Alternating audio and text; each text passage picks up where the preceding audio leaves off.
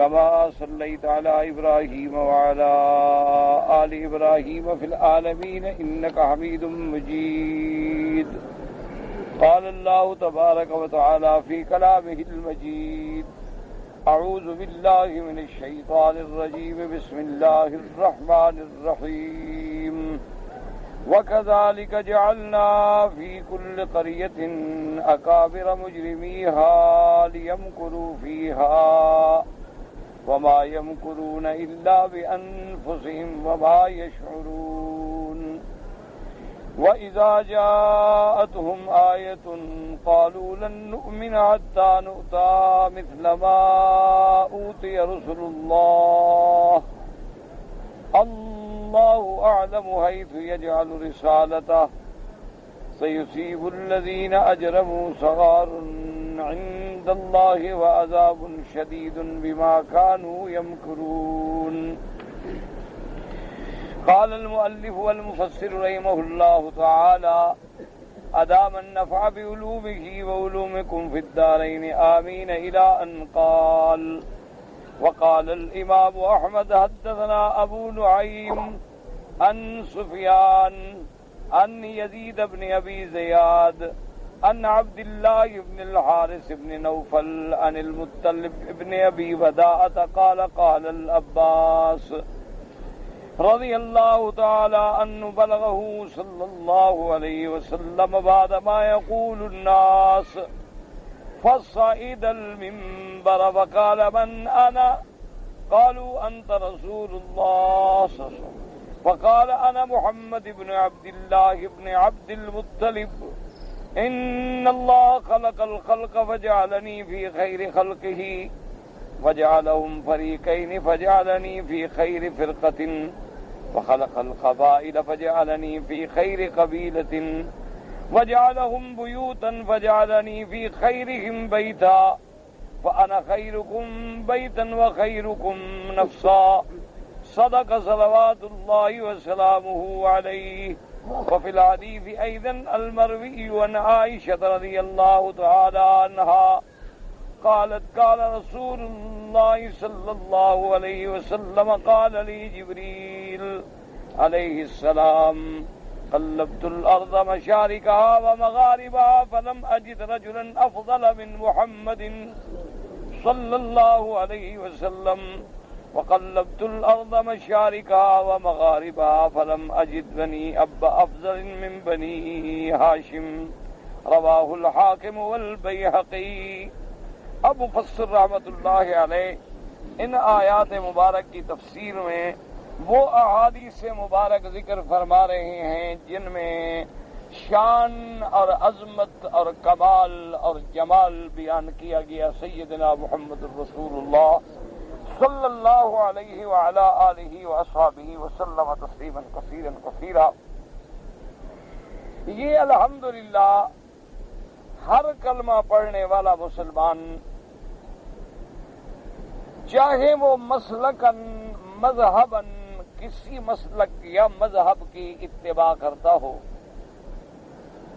اس بات میں اتفاق ہے کہ اللہ کی کائنات میں، اللہ کی مخلوق میں سب سے افضل، سب سے اکمل، سب سے اجمل ذات جو ہے وہ محمد رسول اللہ صلی اللہ علیہ وسلم، کہ اللہ تبارک و تعالی نے ہر پیغمبر کو شان دیا ہے، اللہ نے ہر پیغمبر کو عظمت سے نوازا ہے. کسی پیغمبر کو اللہ نے صبر کی شان عطا فرمائی، کسی پیغمبر کو اللہ نے جمال عطا فرمایا، کسی پیغمبر کو اللہ تبارک و تعالی نے تسخیر ریح عطا فرمائی، کسی پیغمبر کو اللہ تبارک و تعالی نے ملک و سلطنت عطا فرمائی، کسی پیغمبر کو اللہ نے شرف بخشا اور السنائے مختلفہ حتیٰ کہ حیوانات و حشرات کی کلام سمجھنے کا علم عطا فرمایا. اللہ نے ہر پیغمبر کو عظمت بخشی ہے اور ہر پیغمبر میں صفات شان. لیکن جب ہم مجموعی طور پر نظر کرتے ہیں تو تمام محاسن اور تمام اخلاق جمیلہ کے مراحل علیہ جو ہیں وہ اللہ نے محمد مدنی کی ذات میں جمع فرما دی کہ حضور صلی اللہ علیہ وسلم کی سیرت پہ، آپ کی صورت پہ، آپ کی حیات طیبہ پہ، آپ کی ولادت پہ، آپ کی رضاعت پہ، آپ کے شباب پہ، آپ کے عین وقت بعثت پہ، آپ کی دعوت پہ، آپ کے انذار پہ، آپ کے غزوات پہ، آپ کے جہاد پہ، آپ کے صبر پہ کسی طرح بھی نظر ڈالیں تو ایک کامل شخصیت جو ہے وہ محمد الرسول اللہ صلی اللہ علیہ وعلا آلہ واصحابہ وسلم تسلیما کثیرا کثیرا. جیسے کہ کسی بزرگ نے فارسی میں کہا تھا کہ اللہ نے سب کو خوبیاں دی ہیں اور لیکن میرے مدنی جو ہیں وہ تنہا داری معلوم ایسے ہوتے ہیں کہ وہ تمام میں سے ایک اکیلی ذات ہیں جن کا مقابلہ کوئی نہ کر سکے. اور اسی طرح میرے مالک نے رب قدوس نے جہاں حضور کو بکارے میں اخلاق، جہاں حضور سرکار دو جہاں کو جمال اور کمال سے نوازا ہے، وہاں آپ کو امام الانبیاء والمرسلین. اور یہ آپ پڑھ چکے ہیں کہ امام وہ بنتا ہے جو سب سے زیادہ علم والا ہو. تو اس سے معلوم ہوا کہ اللہ نے انبیاء کو بڑا علم دیا، لیکن جو حضور کو علم دیا وہ کسی نبی کو بھی نہیں. سب سے زیادہ علم جو ہے وہ پھر میرے پاک نبی کو. ہر پیغمبر کو معجزے دیے گئے، لیکن سب سے زیادہ معجزات جو ہیں وہ آمنہ کے لال سیدنا محمد الرسول اللہ صلی اللہ علیہ وسلم کو دیے گئے. اور ہر پیغمبر کے معجزات جو ہیں وہ ایک زمانے تک محدود ہیں، لیکن یہ میرے محبوب کی شان ہے کہ آپ کی نبوت بھی قیامت تک اور معجزات بھی قیامت تک. کہ قیامت تک اللہ کا قرآن جہاں جہاں پڑھا جائے گا یہ سب سے بڑا معجزہ ہے محمد الرسول اللہ صلی اللہ علیہ وعلا آلہ واصحابہ وسلم تسلیما کثیرا کثیرا. اور اسی طرح یاد رکھیں، ایک ہے کہ ہر کلمے پڑھنے والا بلکہ ہر دشمن صاحب عقل جو ہے نا جی، ایک تو دشمن ہوتا ہے جس کو اللہ عقل بھی چھین لیتے ہیں، عقل ہی نہیں، اس کا تو علاج ہی کوئی نہیں نا کسی کے پاس. اگر کوئی دشمن ہے، کافر ہے، مشرک ہے، اہل کتاب ہے، لیکن ذرا عقل و انصاف ہے، وہ بھی اعتراف کرتا ہے کہ سب سے افضل ذات جو ہے وہ محمد رسول اللہ صلی اللہ علیہ وعلا آلہ واصحابہ وسلم تسلیما کثیرا کثیرا. آپ کے دور میں دیکھیں ہرقل نے کیا کہا، وہ تو بادشاہ تھا اور ایک بہت بڑی طاقت کا بادشاہ. اسی طرح دیکھیں کہ نجاشی نے حضور کی صفت میں کیا کہا. اسی طرح دیکھیں کہ اس دور میں زازان جو تھا یمن میں، اس نے حضور کی صفت میں کیا کہا. اسی طرح دیکھ لیں کہ سب سے بڑا دشمن ہے ابی جہل، لیکن جب وہ علیحدہ ہوتا ہے اور اس سے ایک سردار پوچھتا ہے، وہ کہتا ہے واللہ ان محمد لصادق، اللہ کی قسم ہے محمد مصطفیٰ ہیں تو سچے، آپ سچ بول. دشمن ابو جہل جیسا دشمن، ولید ابن المغیرہ جیسا دشمن. لیکن جب وہ حضور سے قرآن پاک سنتا ہے اور واپس آ کے کہتا ہے کہ لوگوں عقل کرو، شاعر نہیں ہیں، ساحر نہیں ہیں، خدا کی قسم محمد مدنی جو قرآن پڑھتا ہے نا وہ قرآن واقعی اللہ کا کلام. دشمن بھی گواہی. ابھی 14 صدیاں گزر گئیں، ابھی ایک عیسائی مصنف ہے، وہ خود عیسائی ہے، مسیحی ہے. اس نے تاریخ عالم کے 100 مشاہیر جو گزرے ہیں دنیا میں ان پر کتاب لکھی ہے کہ بھئی پوری دنیا میں یہ 100 شخصیات جو گزری ہیں ان کا کوئی مقابلہ نہیں کر سکتا. وہ خود عیسائی ہے، لیکن پہلے نمبر پہ لکھا ہے محمد الرسول اللہ صلی اللہ علیہ وسلم، یعنی اس نے عیسیٰ علیہ السلام کو بعد میں لکھا ہے، لیکن سب سے پہلی جو شان بیان کی ہے وہ محمد الرسول اللہ صلی اللہ علیہ وسلم کی. حتیٰ کہ اپنے اہل مذہب نے، بڑے بڑے رائٹرز نے اس سے اختلاف کیا کہ تم تو عیسائی ہو، تم تو مسیحی ہو، تمہارا کام تو یہ تھا کہ عیسیٰ علیہ السلام کو سب سے پہلے لکھتے. اس نے کہا جو انصاف ہے اس کا تقاضا یہی ہے کہ عیسیٰ علیہ السلام تو بنو اسرائیل کے لیے بھیجے گئے اور محمد مدنی صلی اللہ علیہ وسلم پورے عالم انسانیت کے لیے بھیجے گئے، تو لہذا عیسیٰ علیہ السلام بھی حضور کا مقابلہ نہیں کرتے. یعنی اندازہ کریں، وہ خود نہیں مان، یہ مسلمان نہیں ہے، کافر. اسی طرح ہندوؤں میں ایک بہت بڑا ان کا اپنے دور میں ایک پنڈت گزرا ہے، وہ ان کا بہت بڑا پڑھا لکھا آدمی تھا اور ان کے نزدیک اس کا بہت بڑا مرتبہ تھا. جیسے یہود و نصارہ میں احبار و رہبان، بڑے بڑے احبار، بڑے بڑے راہب، جیسے آج کل وہ پوپ کہتے ہیں، پادری کہتے ہیں، اسی طرح ہندوؤں میں بھی بڑے بڑے لوگ گزرے ہیں. تو اس پنڈت نے باوجود اس کے کہ وہ ہندو ہے، لیکن اس نے ایک عظیم حساب لکھا ہے ریاضیات کا، اور وہ یہ کہتا ہے کہ یعنی اس کا قرآن و حدیث سے کوئی تعلق نہیں، یہ اس کی اپنی ایک سمجھ ہے. ہر آدمی تو اپنے عقل کے مطابق تعریف کرتا ہے نا.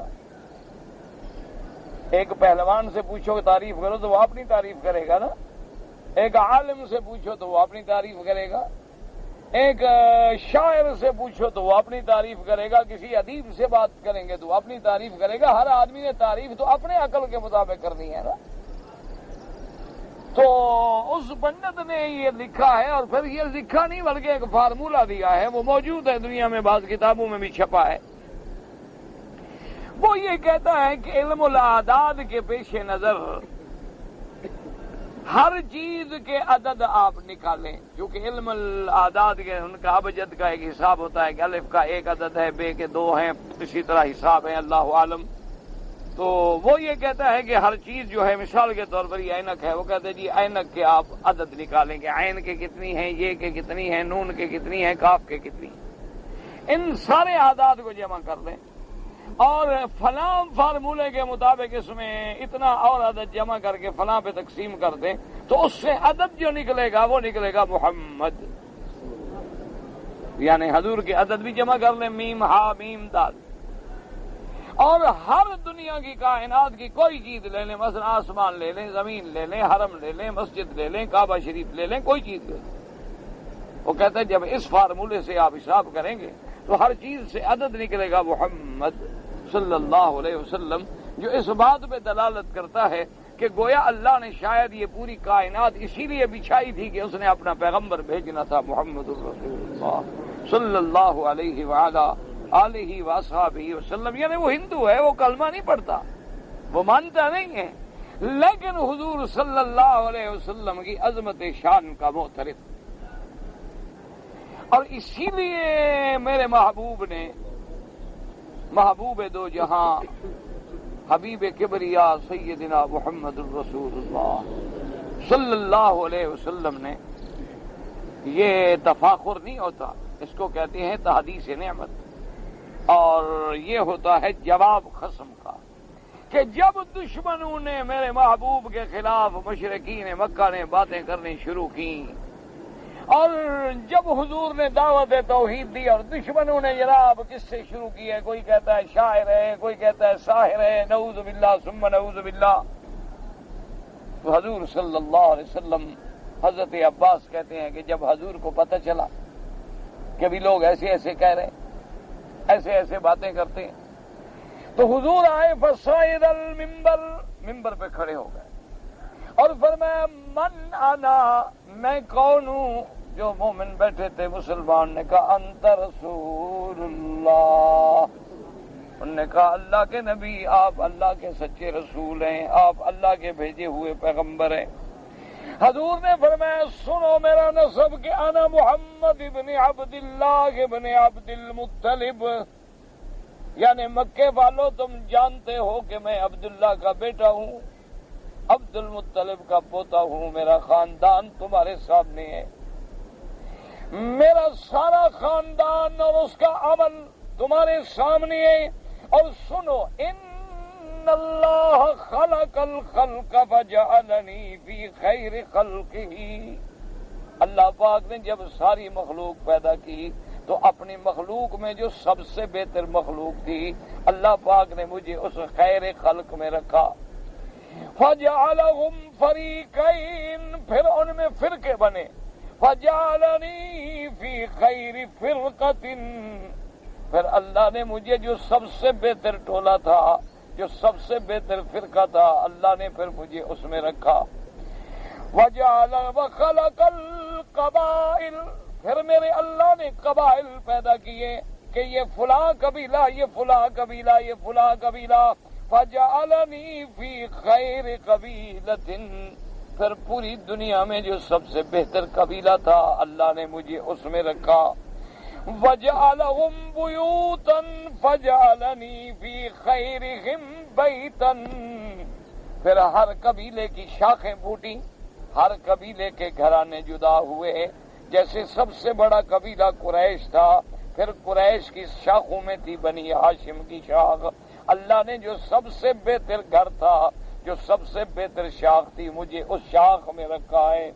اور فرمایا فَأَنَا خَيْرُكُمْ بَيْتًا وَخَيْرُكُمْ نَفْسًا، میں باعتبار قبیلے کے، باعتبار گھرانے کے، باعتبار قوم کے، باعتبار نسب کے تم سب سے بہتر ہوں، اور باعتبار اپنی ذات کے بھی تم سب سے زیادہ بہتر ہوں۔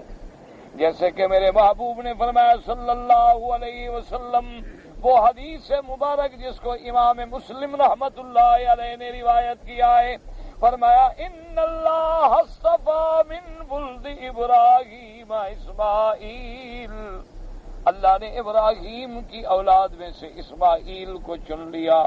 واصطفیٰ من بنی اسماعیل بنی کنانتا، پھر اللہ نے ولد اسماعیل میں سے بنو کنانا کو چن لیا۔ واصطفیٰ من بنی کنانۃ قریشا، پھر اللہ نے بنی کنانا میں سے قریش کو چن لیا۔ واصطفیٰ من قریش بنی ہاشم، پھر اللہ نے قریش میں سے بنی ہاشم کو چن لیا۔ واصطفانی من بنی ہاشم، اور اللہ نے پھر بنو ہاشم میں سے مجھ کو چن کے اپنا افضل الرسل، خاتم الرسل، امام الانبیاء والمرسلین بنایا۔ یعنی آپ اندازہ کریں کہ کیسے قدرت کی چھلنی چل رہی ہے کہ ساری مخلوق میں اللہ نے، آدم بھی تو گزرے تھے نا، نوح بھی گزرے تھے، ادریس بھی گزرے، لیکن اللہ پاک نے یہ شرف بخشا تو کس کو؟ ابراہیم الخلیل علیہ الصلاۃ والسلام، جو ابو الانبیاء والمرسلین ہیں، جن کی ذریت میں اللہ نے نبوت و رسالت رکھی ہے۔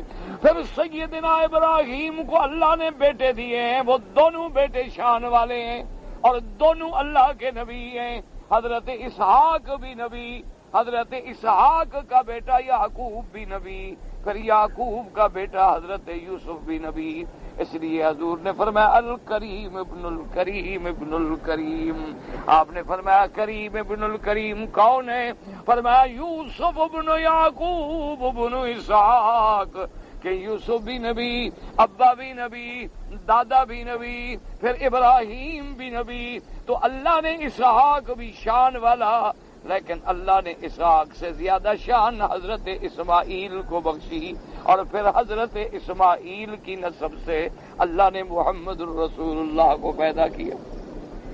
اور یہ بھی دیکھیں، توجہ کر کے غور کریں، اللہ نے کیسی شان بخشی ہے کہ ایک بیٹے سے اللہ نے ہزاروں نبی بھیجے، ہزاروں پیغمبر آئے بنو اسرائیل میں، ایک دو نہیں، ہزاروں پیغمبر آئے۔ اللہ نے بنو اسرائیل کو بڑا شرف دیا ہے کہ اللہ نے ان میں انبیاء بھی بھیجے، اللہ نے ملوک بھی بھیجے، اور اللہ نے ان کو اپنے زمانے میں اس دور کی ساری مخلوق سے افضل بنایا۔ یعنی ایک حضرت اسحاق کی اولاد میں ہزاروں پیغمبر، اور اسماعیل کی اولاد میں صرف ایک پیغمبر، لیکن اللہ نے ایک ایسا بھیجا جو سارے انبیاء سے بازی لے گئے، جو سب سے زیادہ شان والے ہیں۔ حضرت اسماعیل کی نسب میں اور کوئی پیغمبر نہیں، صرف کون منتخب کیے گئے؟ محمد الرسول اللہ صلی اللہ علیہ وعلا آلہ واصحابہ وسلم تسلیما کثیرا۔ لیکن اللہ نے ایسا شرف دیا کہ جیسے قرآن کہتے ہیں الم یجدک یتیما، الم یجدک یتیما فآوا، اللہ فرماتے ہیں میرا محبوب یعنی تربیت بھی خدا کر رہے ہیں، حفاظت بھی خدا کر رہے ہیں، جیسے یعنی چلنا بھی خدا سکھلا رہے ہیں، بیٹھنا بھی خدا سکھلا رہے ہیں، نماز پڑھنا بھی خدا سکھلا رہے ہیں، ساری تربیت جو ہوئی میرے محبوب کی وہ ساری اللہ کی طرف سے تربیت ہے۔ اس لیے فرمایا الم یجدک یتیما، ایک ترجمہ تو وہ ہے کہ کیا مانا کہ اللہ نے فرمایا کہ میرے محبوب آپ یتیم تھے، آپ کے والد آپ کی ولادت سے پہلے فوت ہو گئے، آپ کی والدہ 7 سال کی عمر میں آپ تھے تو فوت ہو گئی، آپ کو ہم نے یتیم پایا، پھر ہم نے آپ کا خود ٹھکانہ دیا، پھر ہم نے آپ کی خود حفاظت کی۔ اور اسی طرح بعض علماء فرماتے ہیں یتیم کا معنی کیا ہوتا ہے؟ اکیلا، نہ ماں ہے نہ باپ، یتیم اکیلا کھڑا ہے۔ انہوں نے فرمایا اسی سے ہوتا ہے در یتیم۔ کیا مانا؟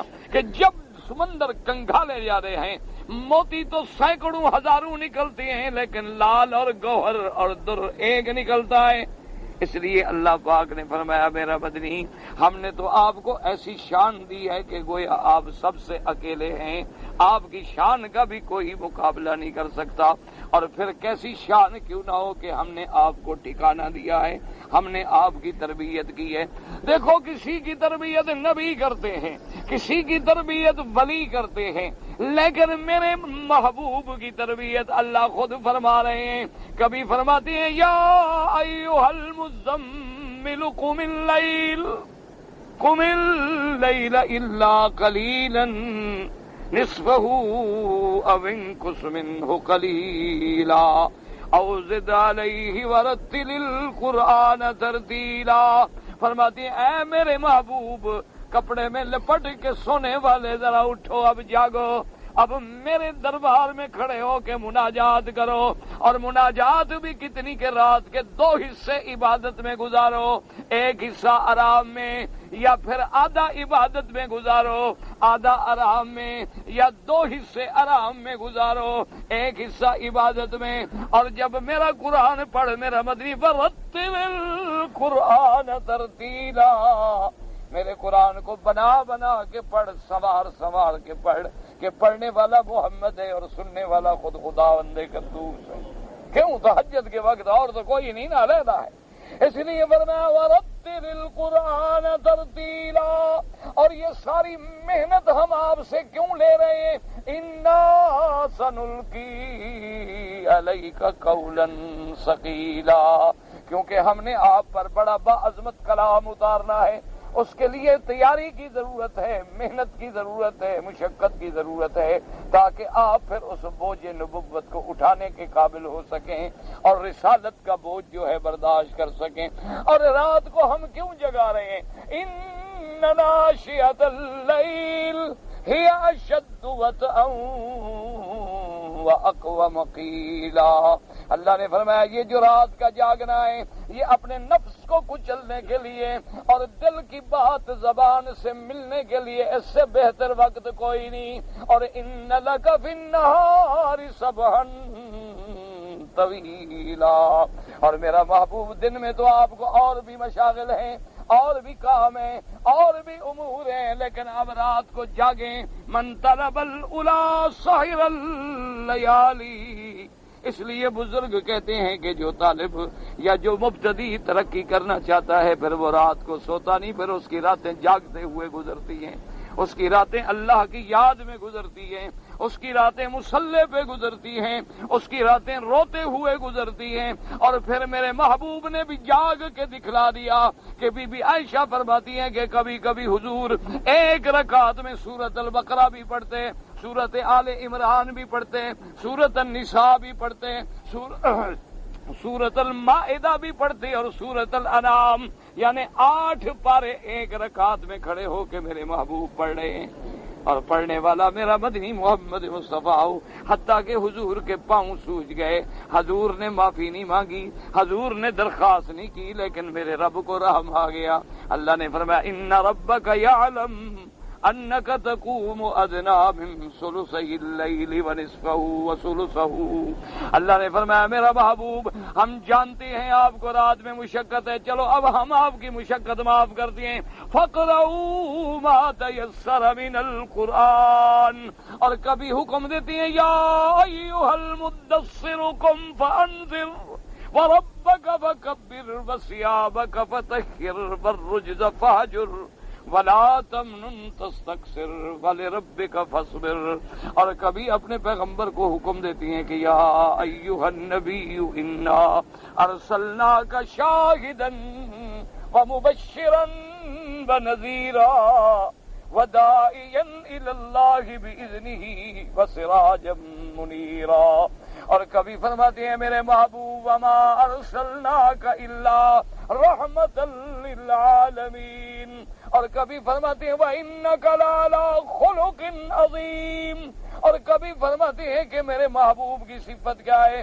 فرمایا لَقَدْ جَاءَكُمْ رَسُولٌ مِّنْ أَنفُسِكُمْ عزیز علیہ ما عنتم حریص علیکم بالمؤمنین رؤوف الرحیم۔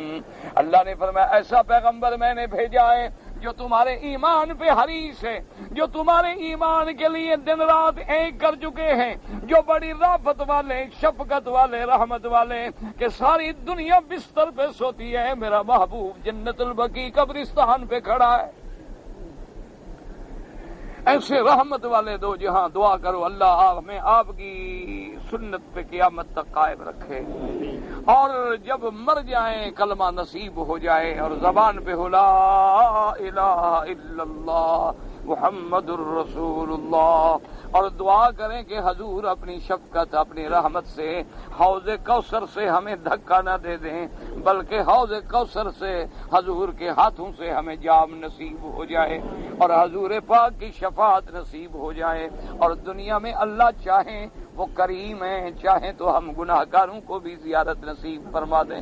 اللہ کے آگے کیا ہے، وما ذلک علی اللہ بعزیز، اللہ کے آگے تو کوئی مشکل نہیں ہے، وہ چاہے تو ہم گناہ گاروں کی ہدایت بھی تو فرما سکتے ہیں، سب کچھ اسی کے ہاتھ میں۔ اس لیے حضور نے فرمایا کہ ساری کائنات میں، اب آگے سنیں، سیدنا جبریل علیہ السلام جس کا دنیا میں رفتار کا یہ عالم ہے کہ ایک دفعہ حضور نے پوچھا کہ جبریل تم آسمانوں پہ ہوتے ہو، آسمانوں سے اترنا پھر آسمانوں پہ چڑھنا، یعنی ایک زمین سے آسمان تک 500 سال کا سفر ہے، پھر دوسرا آسمان، پھر تیسرے، یعنی 3500 سال آدمی سفر کرے تو 7ویں آسمان پہ پہنچے گا، تو تم اتنی دور سے جو آتے ہو تو تمہیں کوئی اثر ہوتا ہے؟ جبریل علیہ السلام مسکرائے، انہوں نے کہا حضور میں آسمانوں سے اتنی دیر میں نیچے آ جاتا ہوں، ابھی آپ ایسے پلک جھپکائیں تو میں اوپر سے نیچے آ جاؤں گا۔ اور فرمایا کبھی ایسا بھی ہوتا ہے کہ ایک قدم پہلے آسمان پہ ہوتا ہے اور دوسرا قدم دوسرے آسمان پہ ہوتا ہے، وہ جبریل ہے۔ اسی طرح روایات میں آتا ہے کہ لیکن سابقہ روایات کتب اسرائیلیہ میں ہے، اللہ عالم، اللہ جانتے ہیں کہ وہ کتنا صحیح ہے، فرماتی ہیں کہ جبریل سے پوچھا گیا کہ آپ کتنی دیر میں پہنچتے ہیں؟ جبریل علیہ السلام نے کہا کہ جب سیدنا یوسف علیہ السلام کو ان کے بھائی کنویں میں دھکا دے رہے تھے تو میں 7ویں آسمان پہ تھا، اللہ نے حکم دیا کہ جبرائیل جلدی پہنچو میرے یوسف کو تکلیف نہ ہو، تو یوسف علیہ السلام کنارے سے کنویں کے پانی تک بعد میں پہنچے، میں پہلے پہنچ گیا۔ جبریل ہے نا، جبریل ایسے تو نہیں ہے جس کی اللہ نے جس کی صفت بیان کی ہے کہ کون لے کے فرمایا نزل به الروح الامین، جس کا لقب ہی روح ہو۔ روح کا لقب کس کا ہے؟ جبریل کا ہے، اسی لیے قرآن کہتا ہے یوم یقوم الروح والملائکۃ صفا، روح کون ہے؟ جبریل۔ اسی طرح قرآن کہتا ہے تتنزل الملائکۃ والروح، کہ کہ لیلۃ القدر کی رات میں جہاں اور فرشتے اترتے ہیں وہاں جبریل بھی اترتا ہے.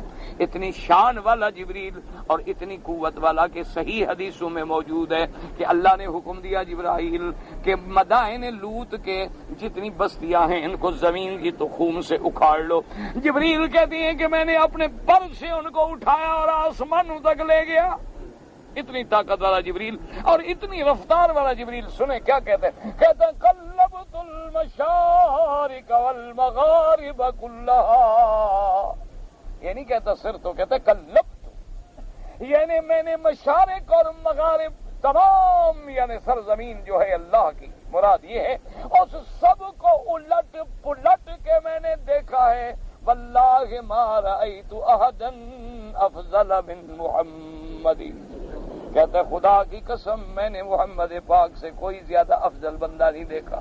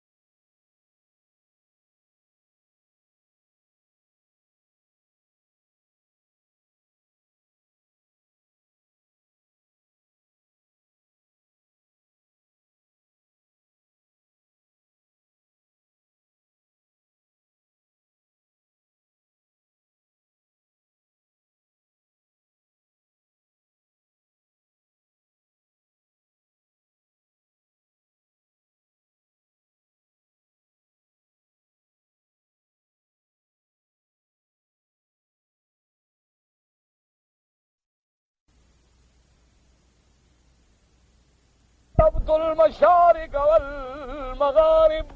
میں نے مشرق و مغرب کو چھان ڈالا ہے، الٹ ڈالا ہے. میں نے ایسا بہترین گھرانہ نہیں دیکھا جو گھرانہ ہے محمد کا صلی اللہ علیہ وسلم تسلیما کثیرا.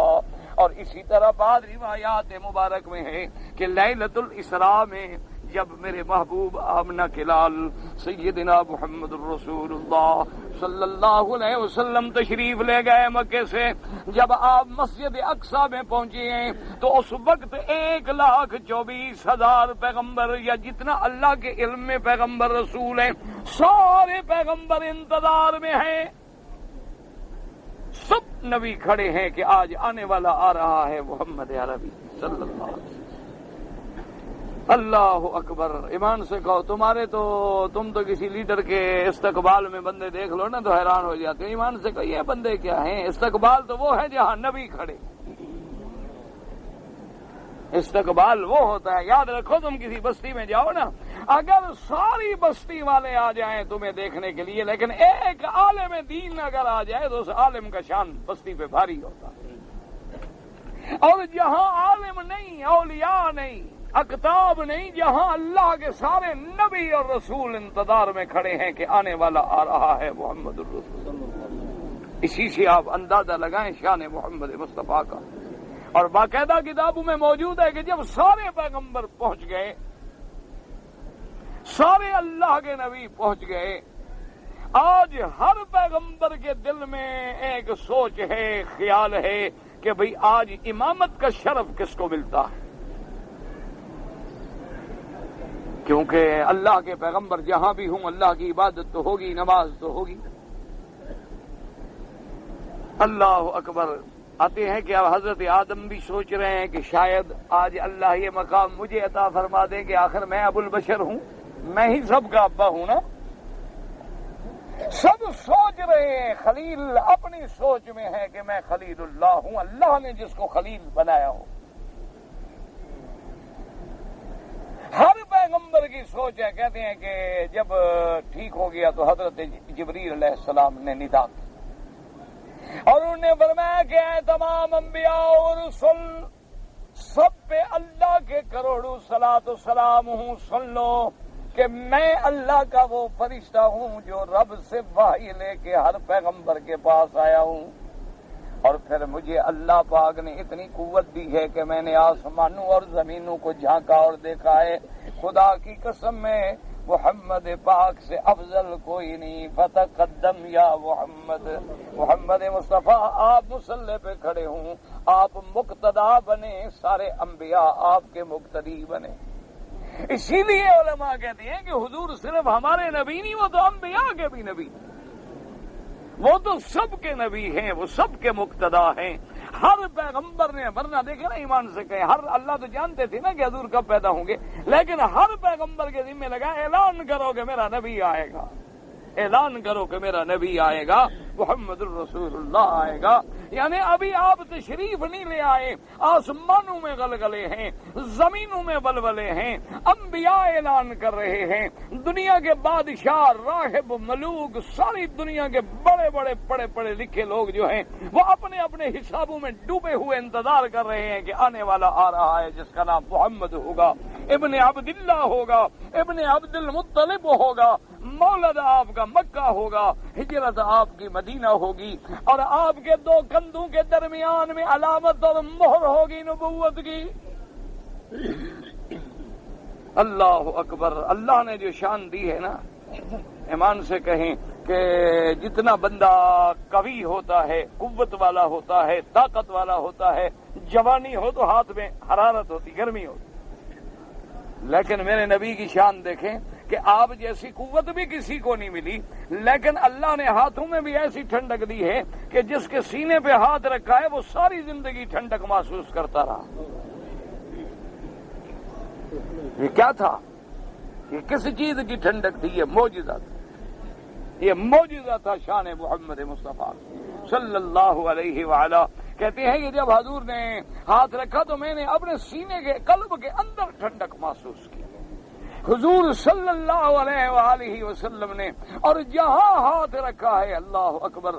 ایک صحابی ہیں، وہ کہتے ہیں کہ میری جنگ میں آنکھ جو تھی نا، تیر لگنے سے باہر نکل آئی، لٹک رہی ہے، اور میں تکلیف میں تڑپ رہا ہوں۔ میں نے ساتھیوں سے کہا خدا کے لیے جلدی کرو، تلوار کے ساتھ کاٹ دو، ٹوٹ جائے، یہ جو گری ہوئی ہے اور میں تڑپ رہا، میری جان نکلتی ہے۔ تو ایک صحابی نے کہا کہ ابھی کاٹنے سے پہلے حضور کے پاس لے جاؤ، ہمیں اٹھا کے حضور کی خدمت میں لے گئے۔ حضور نے فرمایا میرے قریب کر دو، کہتے ہیں مجھے قریب کر دیا حضور پاک نے، اپنے ہاتھ پہ میری وہ آنکھ نکلی ہوئی جو تھی پورے کا پورا ڈھیلا ہاتھ پہ رکھا، رکھنے کے بعد یہاں رکھ کے کہتے ہیں صرف ایسے ہاتھ پھیر دیا، فرفع یدہ، جب حضور نے ہاتھ اٹھایا تو کہتا ہے خدا کی قسم مجھے پتہ نہیں کس آنکھ میں تکلیف تھی، کیا تھا جن کے، یعنی آپ اندازہ فرمائیں کہ کائنات کا بڑے سے بڑا بندہ اگر تھوک دیتا ہے، اس میں کیوں تھوکتے ہیں؟ کبھی تھوک باہر نہ گرے، لوگ کیا کہیں گے گندی چیز ہے، اسی لیے رومال رکھتے ہیں نا، اسی لیے ٹیشو رکھتے ہیں نا، کہ بھی کیسے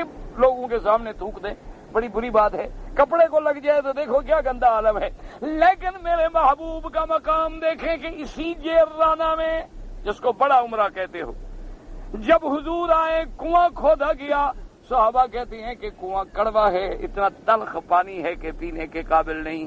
ہم نے عرض کیا کہ یا رسول اللہ صلی اللہ علیہ وسلم کنواں تو تیار ہو گیا ہے لیکن پانی بڑا تلخ ہے، فرمایا مجھے لے چلو۔ حضور کنارے پہ آئے، فرمایا ڈول نکالو پانی کا ڈول نکالا تو وہی لعاب مبارک پانی میں ڈال دیا، فرمایا اب کنویں میں ڈال دو، کنویں میں ڈال دیا، فرمایا اب کھینچو پانی پیو۔ صحابہ کہتے ہیں خدا کی قسم ہے پھر اس جیسا ٹھنڈا اور میٹھا پانی ہم نے پہلے کبھی پیا بھی نہیں تھا، کیوں؟ حضور کا لعاب مل گیا ہے، حضور صلی اللہ علیہ وسلم کا لعاب مبارک مل گیا ہے۔ یہ اسی لیے علماء نے لکھا ہے کہ یہ زمزم کا پانی جو ہے یہ جنت کے پانی سے بھی افضل ہے۔ وجہ کیا ہے؟ انہوں نے کہا کہ وجہ یہ ہے کہ جب حضور کا سینہ مبارک شک ہوا ہے تو جبریل ہر چیز جنت سے لائے ہیں لیکن پانی زمزم کا لیا ہے۔ حضور کا دل افضل تھا، اللہ وہ پانی کیسے استعمال کرنے دیتے جو افضل نہ ہو؟ تو معلوم ہوا کہ زمزم کا پانی افضل ہے۔ اور دوسرا فضیلت یہ ہے کہ ایک نبی تڑپا ہے، اس کے پاؤں لگے ہیں، اور دوسرا پیغمبر میرا محمد مصطفیٰ ہے جنہوں نے پانی پیا بھی اور اپنے منہ سے نکال کے ڈول میں ڈال کے پھر زمزم میں بھی ڈالا، تاکہ ایک پیغمبر کا تڑپنا یاد رہے اور میرے مدنی کا لعاب بھی قیامت تک مل جائے۔ اس لیے اس پانی کا بھی مقابلہ کون کر سکتا ہے؟ میرے مدنی کے نسب کا مقابلہ کون کر سکتا ہے؟ حسب کا مقابلہ کون کر سکتا ہے؟ یعنی آپ دیکھیں کہ لاکھ دشمن پیدا ہوئے، اسی لیے جب حضور سب سے پہلے اترے ہیں غار ہرا سے، جب حضور کا نام آئے تو درود تو پڑھ لیا کرو، اللہ اکبر صلی اللہ علیہ وسلم۔ زیادہ نہ پڑھ سکو تو اتنا تو آدمی پڑھ لیتا ہے بھائی، اتنا تو پڑھ سکتا ہے صلی اللہ علیہ وسلم۔ اللہ اکبر۔ حضور صلی اللہ علیہ وسلم آئے نا جب سب سے پہلے قرآن اترا ہے، سب سے پہلے جبریل علیہ السلام آئے ہیں۔ حضور جب آئے نا تو حضور کی طبیعت پہ اضطراب ہے۔ اضطراب کیسے نہ ہو کہ آج اللہ کا کلام آ گیا ہے محمد کے سینے میں، کیسے اضطراب نہ ہو، کیسے چین آئے؟ یہ پتہ تو قرآن کا ان کو ہے نا جو صاحب قرآن تھا، یا جن کے سینے میں قرآن کی عظمت تھی۔ ہم نے تو قرآن شریف لیا ہے قسم کھانے کے لیے، قرآن شریف لیا ہے ہم نے تویز لکھنے کے لیے، گھول گھول کے پلانے کے لیے۔ ہمارے پاس تو قرآن اسی لیے آیا ہے نا۔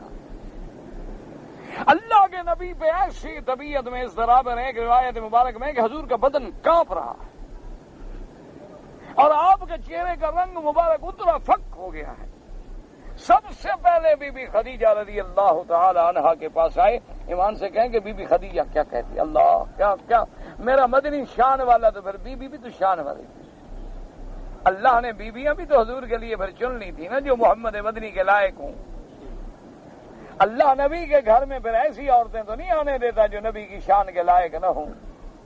سیدہ خدیجہ نے جب دیکھا تو پہلی بات کہتی ہے کاللہ، یعنی ہرگز ایسی بات نہیں جو آپ ڈر رہے ہیں۔ واللہ لا یخزیک اللہ ابدا، کہ میرا محبوب مجھے اس خدا کی قسم ہے تیرا اللہ تجھے کبھی رسوا نہیں کریں گے۔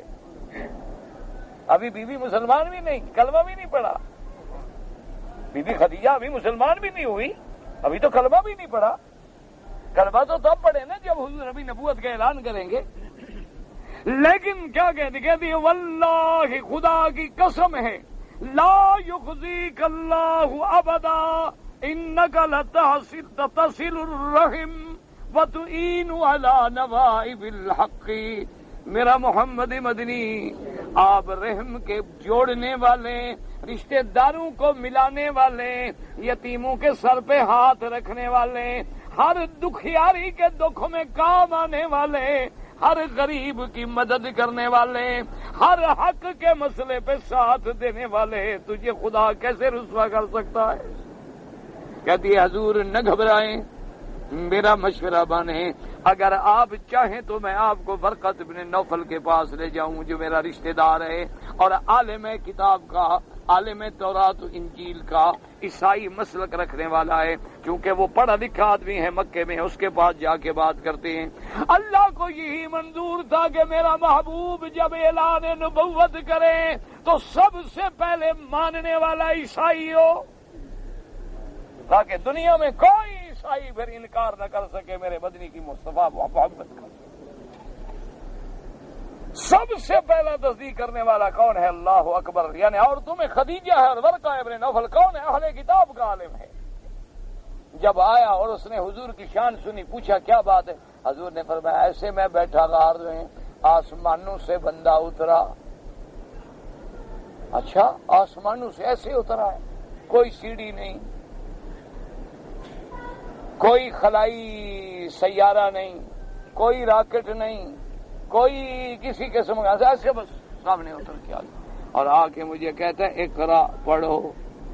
حضور نے سارا واقعہ سنایا، ورقہ سنتا جا رہا ہے، سنتے سنتے جب حضور نے بات ختم کی تو پتہ ہے کیا کہتا ہے؟ کہتا ہے ابشری یا خدیجہ، چونکہ خدیجہ رشتہ دار تھی نا ورقہ بن نوفل کی، کہتا ہے خدیجہ مبارک ہو تمہیں، مبارک ہو، یہ عام بندہ نہیں، یہ تو محمد الرسول اللہ ہے۔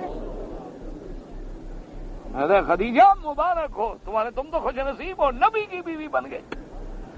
یہ جس کے بارے میں بتا رہے ہیں یہ وہی فرشتہ ہے جو موسیٰ پہ اترا تھا، محمد مدنی پہ اللہ کا فرشتہ اترا ہے۔ اور اس کے بعد کیا کہتا ہے سیانے دیکھیں، پوری تاریخ پڑھ کے بیٹھا ہے تورات میں، اور کہتا ہے محمد مصطفیٰ صلی اللہ علیہ وسلم ایک وقت آئے گا جب مکے والے آپ کو نکالیں گے، اور کہتا ہے کاش میں اس وقت زندہ ہوتا تو میرا بدنی میں آپ کا سپاہی بن کے مقابلہ کرتا دشمنوں کا، لیکن میں مر جاؤں گا، میں زندہ نہیں ہوں گا، میں بوڑھا ہو چکا ہوں، میری تو آخری زندگی کے دن ہیں۔ حضور غصے میں آ گئے، فرمایا اوا مخرجیہم، حضور جلال میں آ گئے، فرمایا ورقہ کیا کہہ رہے ہو، اوا مخرجیہم، مکے والے مجھے نکالیں گے مکے سے؟ نکالا تو اس کو جاتا ہے جس کے کردار ٹھیک نہ ہو، نکالا تو اس کو جاتا ہے جس کے کریکٹر پہ حرف ہو، نکالا تو اس کو جاتا ہے جس کی ذات سے کسی کو تکلیف پہنچے، اور میرے تو کردار جیسا اللہ نے پیدا نہیں کیا ہے، مجھے نکالیں گے؟ میں نے کیا جرم کیا ہے کہ مجھے مکے والے نکالیں گے؟ فرقہ نے کہا حضور آپ غصہ نہ کریں، جو بھی توحید کی دعوت لے کے آتا ہے امتحانوں سے گزرتا ہے۔ آپ جو دعوت لے کے آئے ہیں نا اللہ کی توحید کی، تو یہ ہوگا۔ اس لیے اللہ نے فرمایا کہ میرا مدنی یہ جو مقابلہ کریں، کہتے ہیں کہ نہیں ایمان لاتے، چھوڑیں ان کو، آپ کو تو ہم نے وہ شان دی ہے کہ تمام مخلوق میں افضل، تمام قبیلوں میں آپ کا قبیلہ افضل، تمام گھرانوں میں آپ کا گھرانہ افضل، اور پھر اس گھرانے میں سب سے افضل محمد الرسول اللہ۔ اگر یہ نہیں مانتے تو ان کے نہ ماننے سے کیا ہوتا ہے، ان کو چھوڑ دیں، یہ کرتے رہیں، یہ جو کچھ کر رہے ہیں اپنی جانوں کے لیے کر رہے ہیں، ان کو پتہ نہیں ہے کہ جو آپ کی مخالفت کر رہے ہیں اس کا وبال ان پر خود ہی پڑے گا۔ وَمَا يَمْكُرُونَ إِلَّا بِأَنفُسِهِمْ وَمَا يَشْعُرُونَ۔ جو میرے پیغمبروں کو اور پیغمبر کی دعوت کو اٹھانے والوں کے خلاف مکر کرتا ہے، سازشیں کرتا ہے، وہ اپنے خلاف کر رہا ہے، ایک دن آئے گا اسی وبال میں وہ خود مبتلا ہوگا۔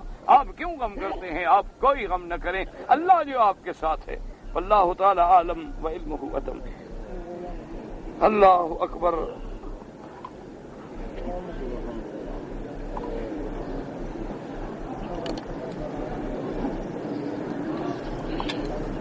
رقم بینک میں جمع کرانا حفاظت کے لیے، جیسے کہ آج کل گھروں میں رقم محفوظ نہیں ہوتی، آدمی اگر بینک میں رقم رکھ دے مجبوراً، ورنہ رقم بینکوں میں رکھنا بھی جائز نہیں، کیونکہ آپ چاہے سود نہ لیں لیکن وہ تو سود کھاتے ہیں نا آپ کی رقم پر، یہ بھی تعاون علی الاسم والعدوان ہے۔ لیکن اضطرار ہے کہ گھر میں آدمی رقم رکھ نہیں سکتا، رقم محفوظ نہیں، خطرہ ہے، اس وجہ سے آپ بینک میں کرنٹ اکاؤنٹ میں رقم رکھ سکتے ہیں۔ باقی رہ گئی زکوٰۃ، زکوٰۃ خود ادا کیا کریں۔ بینکوں میں جو زکوٰۃیں کاٹی جاتی ہیں ان کا کوئی اعتبار نہیں، کیوں؟ ایک تو مثلا آج آپ پیسہ داخل کریں، وہ ایک مہینے کے بعد زکوٰۃ کاٹ لیتے ہیں، ابھی سال گزرے یا نہ گزرے۔ اچھا کبھی یہ ہوتا ہے کہ پیسہ آپ کا ہے، آپ نے میرے اکاؤنٹ میں ڈال دیا، انہوں نے زکوٰۃ کاٹ لی۔ اچھا پھر جب زکوٰۃ کاٹی جا رہی ہے، زکوٰۃ والے نے ان کو وکیل نہیں بنایا، اجازت ہی نہیں دی، کہا ہی نہیں کہ جناب کاٹ لو، پھر اس زکوٰۃ کا مصرف جو ہے، لوگوں کو تنخواہیں مل رہی ہیں، لاکھوں بندے ہیں جو زکوٰۃ کے نام پہ پل رہے ہیں، ان کے ٹی اے ڈی اے تنخواہیں، ان کے پیسے، ان کے خرچے، ان کا کھانا، ان کا پینا، سب اس زکوٰۃ کے پیسوں سے کیا جا رہا ہے، جو کہ ناجائز ہے۔ زکوٰۃ کا تو ایک مصرف ہے، زکوٰۃ خود دیا کریں اور اپنے ہاتھ سے دیا کریں اور مستحق کو دیا کریں۔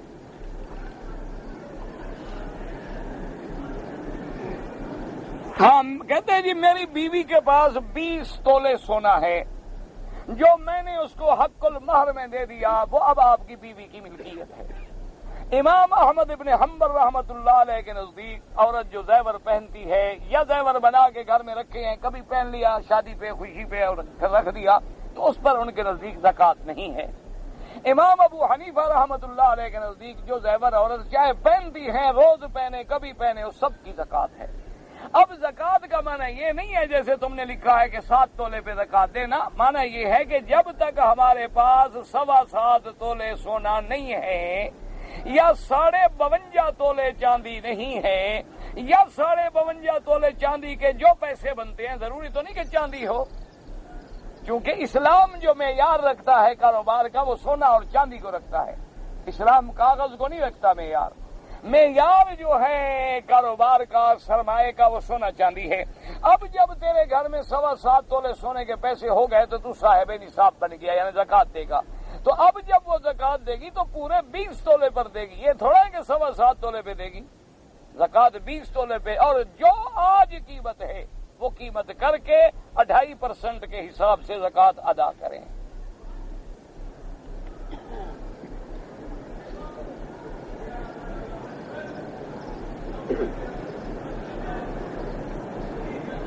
کہتا ہے جی کہ میں ٹرک ڈرائیور ہوں، ہماری کمپنی نے ڈیزل جو ہے اور پتہ نہیں، کہتا ہے کہ بھئی کلومیٹر کے لیے کچھ حساب فکس کیا ہوا ہے، کبھی ڈیزل بچ جاتا ہے اور کبھی کم ہو جاتا ہے، ہم اپنی جیب سے بھی ڈال دیتے ہیں، تو جو اگر بچ جائیں تو کیا وہ ہم استعمال کر سکتے ہیں یا نہیں کر سکتے؟ سب سے پہلی بات تو یہ ہے کہ اب دنیا میں امانت دیانت ختم ہو گئی، مالک اتنے تنگ آ گئے کہ انہوں نے مقرر کر دیا کہ بابا 200 کلومیٹر چلنا ہے اور یہ گاڑی ایک گیلن میں اتنا سفر کرتی ہے، لہذا فکس کرو، کیونکہ پتا ہے کہ راستے میں حضرت نکال کے بیچ ہی نہ دیں، کیونکہ اب امانت دیانت جو ختم ہو گئی ہے تو ہر چیز پہ پہرے لگانے پڑ گئے، ورنہ پہلے تو مسلمان سے یہ سوچا ہی نہیں جا سکتا تھا۔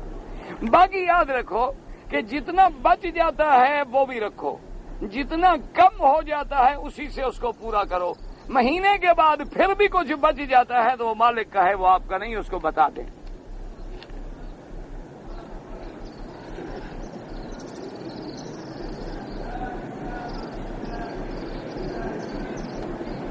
سورت آپ نماز میں پہلے نہیں پڑھ سکتے، پہلے فاتحہ پڑھیں گے پھر سورت پڑھیں گے۔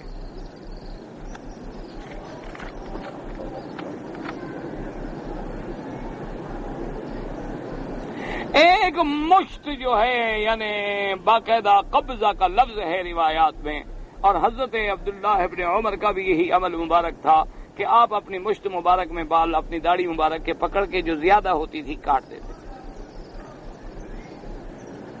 حضور کی داڑھی کے مبارک میں آتا ہے کہ سینے پہ آتی، اور یہ بھی آتا ہے کہ آپ اطراف سے لیتے تھے، اس کو گول بناتے تھے۔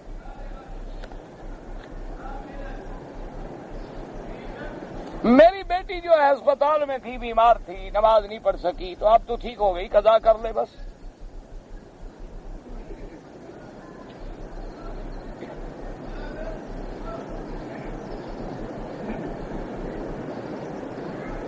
میرا ایک لڑکی سے رشتہ طے ہونا ہے یا ہو گیا ہے، اس لڑکی کا باپ اس کی ماں کو طلاق دے دیا، بعد میں اس کا انتقال ہو گیا، نکاح نامے پر یا شادی کے بعد لڑکی کا اپنے باپ کا نام لکھے گی، اپنے باپ کا نام نہیں لکھے گی تو لوگوں کے باپ کا نام لکھے گی، یعنی باپ جو مر جائے تو چھٹی ہو گئی اس کو، خلاص۔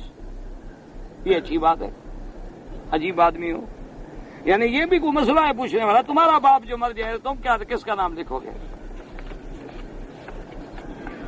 پہلے اپنا سوچ لو پھر اس کا سوچ لینا جیسے رشتہ کر رہے ہو، نہیں فرض محال تمہارا باپ مر جائے کیا کرو گے؟ یعنی باپ کے مرنے سے نام بدل گیا، پھر ایک نیا باپ بنایا بیچاری، اچھے شریف آدمی ہیں، ابھی بڑا مشکل مسئلہ پھنس گیا بیچارے کو۔ میں یہاں آنے سے پہلے بہت زیادہ بدعات میں اور شرک میں پڑا ہوا تھا، آپ کا درس سننے سے میں جو ہے الحمدللہ بدعت و شرک سے نکل آ گیا ہوں، تو اب لوگ مجھے باتیں کرتے ہیں تو آپ لوگوں کی باتوں میں کیوں آتے ہیں؟ جب اللہ نے آپ کو ہدایت دے دی اللہ کا شکر کرو، لوگوں کو تو کہنے دو، لوگ تو ہندو بھی تو کافی ہیں دنیا میں، یہودی بھی کافی ہیں، نصرانی بھی کافی ہیں، لوگ تو باتیں کرتے رہتے ہیں، اللہ نے جب آپ کو صراط مستقیم نصیب کر دی ہے تو خدا کا شکر کرو۔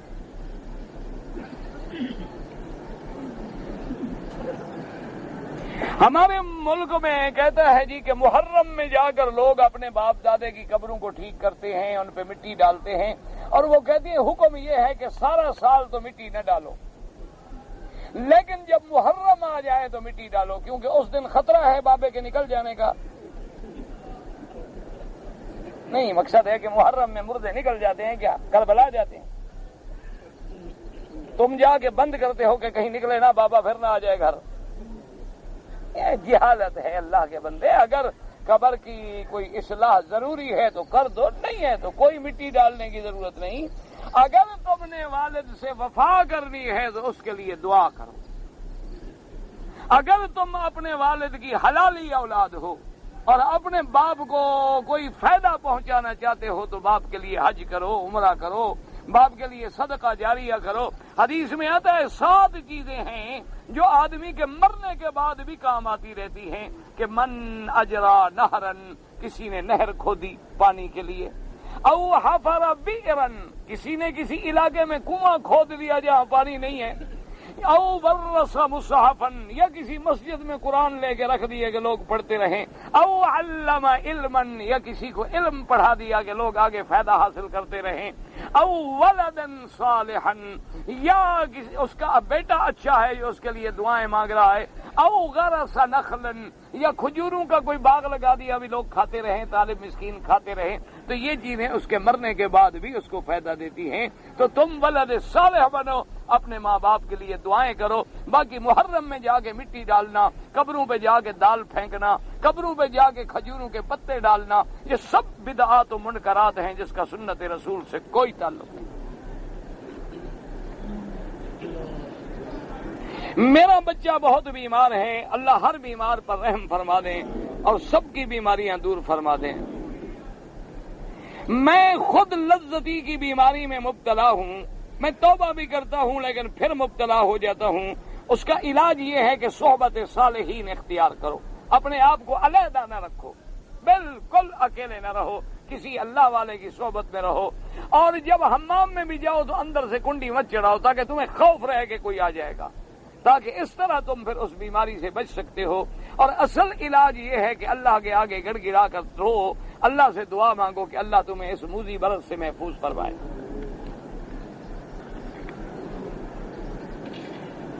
بعض مولوی کہتے ہیں کہ گردن کا مسح کرنا بدعت ہے، تو نہ کیا کریں، کوئی لڑائی کی بات تو ہے نہیں۔ کبھی ہم نے آپ کی گردن پکڑ کے ہاتھ پھیرا ہے؟ کوئی نہ کیا کرو، بس ختم ہوئی بات۔ امام ابو حنیفہ رحمۃ اللہ کے نزدیک ہے، باقی احمد کے نزدیک نہیں ہے، جو کرتا ہے ٹھیک ہے، نہیں کرتا ٹھیک ہے، کوئی لڑنے والا مسئلہ ہی نہیں ہے، یہ لڑائی جھگڑے والے مسئلے ہیں ہی نہیں۔ خدا کے لیے اب لڑائی جھگڑے چھوڑو، امت کو اتحاد کی ضرورت ہے، امت کو اتفاق کی ضرورت ہے، امت کو ملانے کی ضرورت ہے۔ یہی تو کفر کر رہا ہے کہ تمہیں اس نے فرقوں میں الجھا دیا ہے، تمہیں اس نے چھوٹے چھوٹے مسائل میں لڑا دیا ہے کہ آپس میں مرتے رہو اور میں آرام سے بیٹھا رہوں۔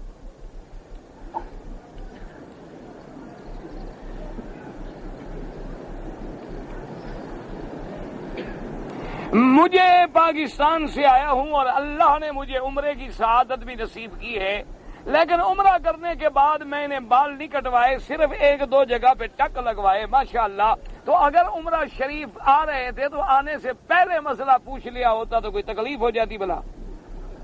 اب آپ مہربانی کر کے بال بھی کٹوائیں اور ایک بکری دم بھی ادا کریں۔ یہ 2-3 ٹک لگانے سے نہ احرام سے آدمی نکلتا ہی نہیں۔ احرام کپڑے کھولنے کا نام نہیں، سر منڈانے کا نام ہے کہ سر پہ اس طرح پھروائیں۔ اگر اللہ نے بال بڑے دیے ہیں تو اتنے بال سارے سر کے کاٹیں کہ 1/4 حصہ بالوں کا کٹ جائے، تمہیں نظر آئے کہ 1/4 حصہ بالوں کا میرا کٹ چکا ہے، پھر آپ احرام سے نکلیں گے۔ تو آپ نے اتنا پیسہ خرچ کیا، وہاں مسئلہ پوچھ لیتے تکلیف نہ ہوتی۔ استخارہ کرنا جو ہے یہ سنت محمد مصطفیٰ ہے، اور صحابہ فرماتے ہیں کہ کان یعلمنا، حضور ہمیں استخارے کی دعا ایسے سکھاتے تھے جیسے قرآن پڑھاتے تھے۔ یعنی اتنی اہم بات ہے کہ اگر آدمی کوئی شادی کرے، کوئی مکان لے، تجارت کرے، کاروبار کرے، کوئی کام کرے، 2 رکعت پڑھ کے دعا استخارہ کر لے، اور اس کے بعد اللہ جو دل میں ڈال دے، یعنی دل کرتا ہے کام کرنے کو کر لو، نہیں کرتا ہے چھوڑ دو۔ کوئی خواب نظر آنا ضروری نہیں ہوتا، کبھی نظر آ جائے الحمدللہ، نہ نظر آئے تو نہ نظر آئے۔ اگر آپ کو سبزہ نظر آئے تو اچھی بات، اچھی علامت ہے، کیونکہ رویدگی یا سبزہ جو ہے یہ خیر و برکت کی علامت ہے۔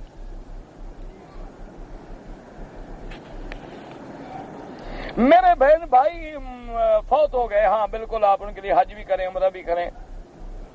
اگر کسی پر جادو ہو جائے تو وہ کیا کرے؟ وہ سورۃ البقرہ جو ہے نا قرآن پاک میں، سورۃ البقرہ کی تلاوت کرے صبح و شام، اور سورۃ البقرہ جو ہے جس پر جادو ہے وہ سنے بھی، اس کو سنے بھی باقاعدہ، اور آیت الکرسی اور آخری صورتیں جو ہیں قل اعوذ برب الفلق اور قل اعوذ برب الناس، یہ پڑھ کے ہاتھوں پہ دم کر کے اپنے بدن پہ پھیرتا رہے، اللہ پاک ساحرین کی شیطانیت سے، سحر سے، جادوگروں کے جادو سے، فتنے سے محفوظ فرمائے۔